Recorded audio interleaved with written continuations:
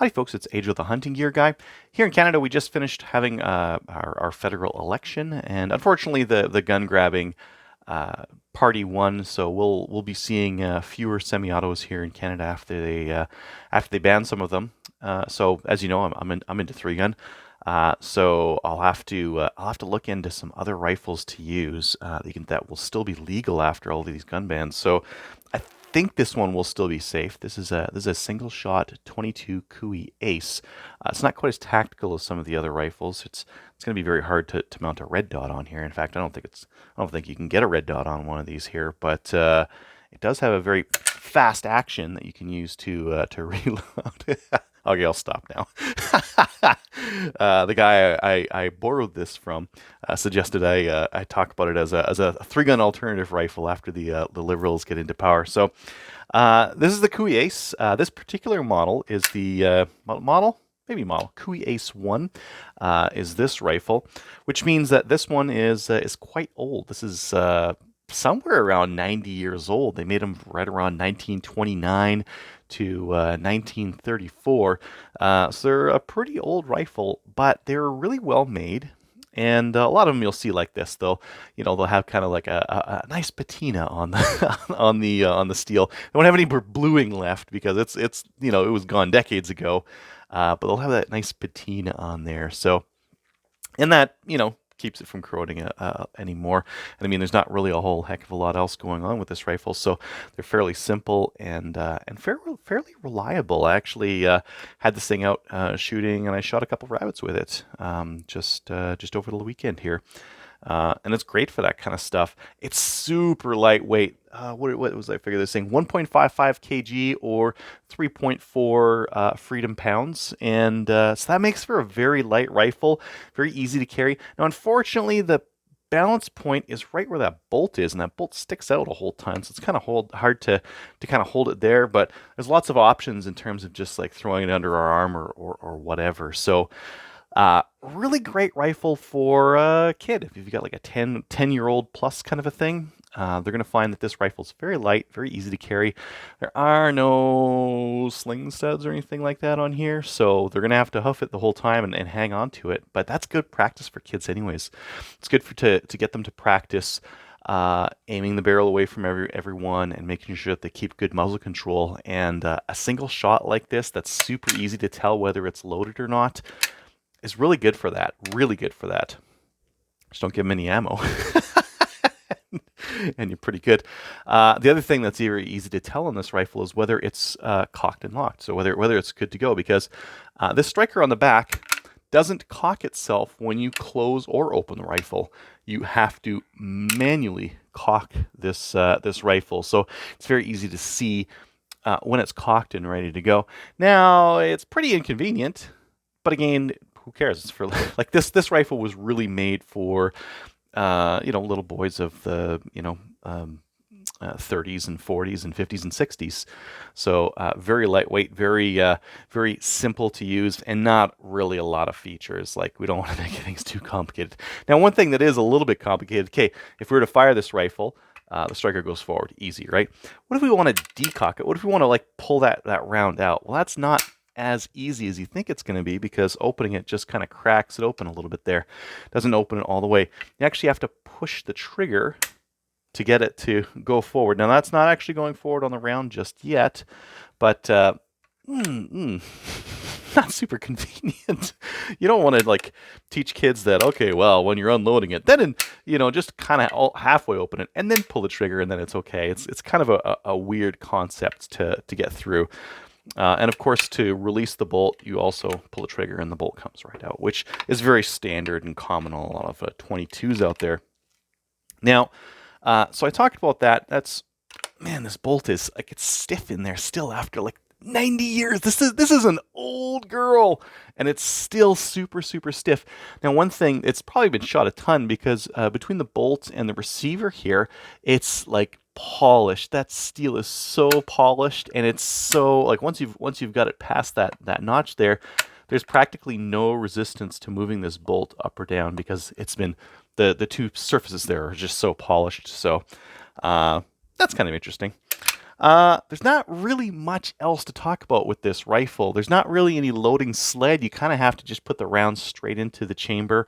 It ejects them just fine, so it'll actually pop them out the side as you kind of rip the bolt back, even though there's no ejector on here. I guess the extractor, because it's holding on to it, the firing pin will act as a kind of an ejector to push it off. That's the other thing that's kind of interesting.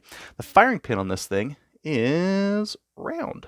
Ooh, will you focus there? Yeah, you see that round firing pin? Weird, hey?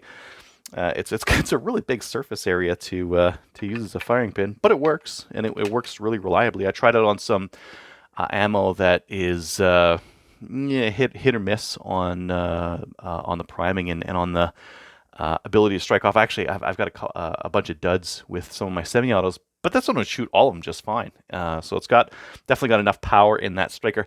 Now, that's one thing I noticed with this, even with older kids, the striker is really hard to pull back. It's is it striker? I don't know. To cock the rifle, it's really hard to pull back. Like there's a lot of force you have to use to pull that guy back there. So kind of interesting.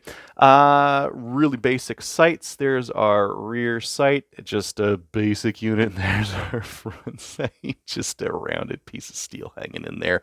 Good though, because like again, if this is ultra simple rifle for like little kids to grow up with, a round sight like that's not going to snag on things.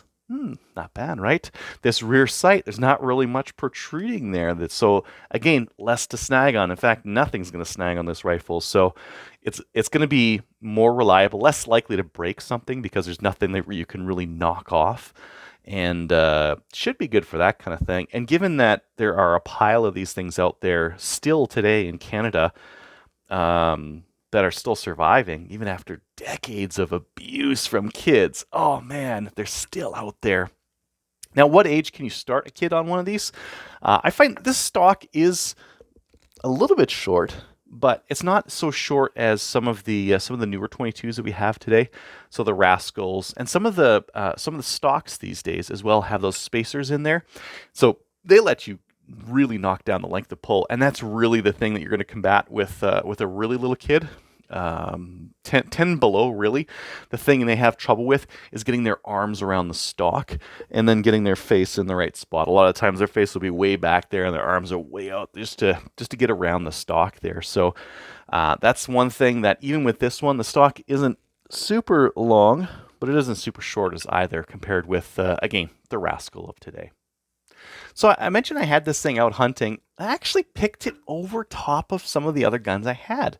Now, I had a Marlin 795, and I had a couple of other 22s. I picked this one to go rabbit hunting because it was so light and it's so nice to take out. I only really need one shot on a rabbit. I'll be able to see it.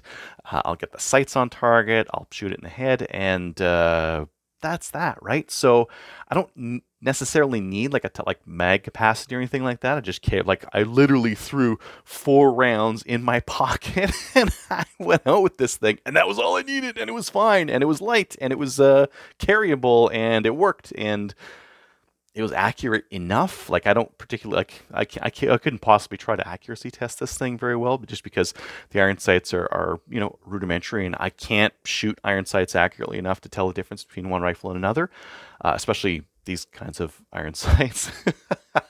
but it was a great little rabbit gun, great little rabbit or squirrel gun, right? Because again, those iron sights are good enough. You can use those, and that front sight is quite thin. Which again is good for accuracy. Good to get some equal light on both sides of the V-notch rear sight. So I'm not going to go too much farther on the review than this. I'm not going to take it apart or do anything like that. I don't want to damage it because a lot of these things just use flathead screws, and you need to get like something that's perfect fit. So I showed an interim clip of this video to my buddy, and he's like, "You gotta take it apart. You gotta show people how to take it apart." So I'm going to do that. So there's a screw up here. This one's a little bit mangled. Most of them are going to be. I'm going to get a proper sized screwdriver for that. Get it nice and in there, and it feels like it's coming out. And I believe that screw is going to be all that's holding these two things together. That's probably... Nope, that's not all she wrote. Let's keep going there. And there's our action. Not really much to it because there's not really much to this rifle, right?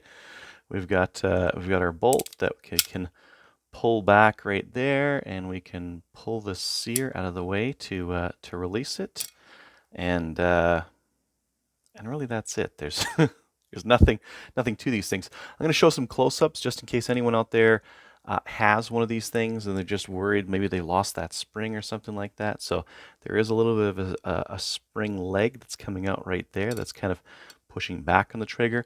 There's another spring right there, and there's a couple of pins, and I mean that's it. There's really not a whole heck of a lot going on with this thing. Let's see if I can't get that view in there. Perfect. And I don't know why you'd need to take one of these down. Maybe that trigger spring mechanism got all coated in gunk or something like that. Maybe that's why you'd want to take it down. But really, nothing to these things at all. As well, it's a little bit odd reviewing a 90-year-old gun as if it's like a common choice for people out there today. In Canada here, you can buy, there's tons of options in the $200 range for a 22 that are great. They're also very lightweight, also very reliable. Might come with a magazine and that kind of thing, right? So practically wise, I'd probably look at one of those first. But if you wanted something really classy for your son or daughter to start shooting when they get to the right age, maybe take a look at the Cooey Ace. Thanks for watching.